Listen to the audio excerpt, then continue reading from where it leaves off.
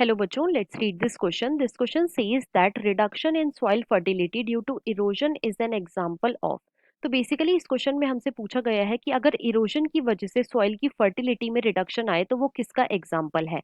Option 1 positive pollution, option 2 negative pollution, option 3 third pollution and option 4 landscape pollution. अब अगर इस question की मैं की कॉन्सेप्ट की बात करूं तो इस क्वेश्चन का जो की कॉन्सेप्ट है वो है बच्चों सॉइल इरोजन।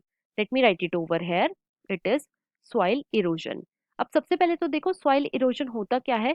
तो बच्चों जब भी कभी सॉइल की टॉप मोस्ट लेयर, सॉइल की जो टॉप मोस्ट लेयर है, टॉप मोस्ट लेयर है या फिर इसे हम बोलते हैं बच्चों fertile layer, it is also known as fertile layer, ये रिमूव हो जाए, ये क्या हो जाए, ये रिमूव हो जाए तो इसे हम बोलते हैं सॉइल इरोजन।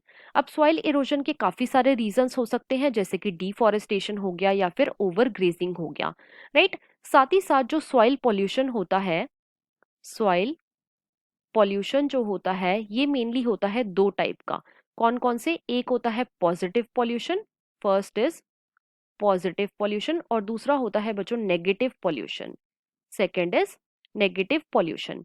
पॉजिटिव पॉल्यूशन कब होता है, तो ये होता है बच्चों ओवर यूज ऑफ केमिकल्स की वजह से, ओवर यूज ऑफ केमिकल्स की वजह से ये होता है। और नेगेटिव पॉल्यूशन कब होता है, तो ये होता है बच्चों ओवर यूज ऑफ सॉइल की वजह से या फिर हम बोल सकते हैं due to soil erosion.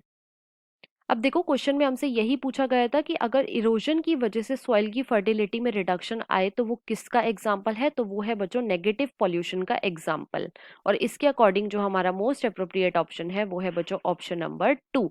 So the final answer is option number 2। I hope you understood it well. Best of luck.